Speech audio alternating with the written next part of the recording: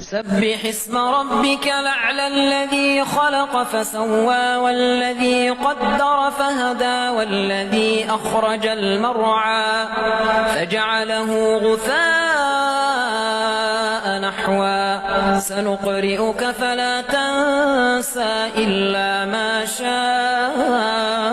الله إنه يعلم الجهر وما يخفى ونيسرك لليسرى فذكر إن نفعت الذكرى سيذكر من يخشى ويتجنبها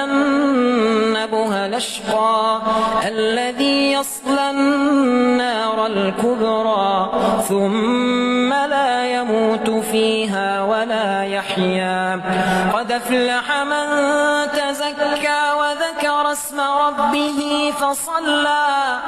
بل توثرون الحياة الدنيا والآخرة خير وأبقى إن هذا لفي الصحف الأولى صحف إبراهيم وموسى.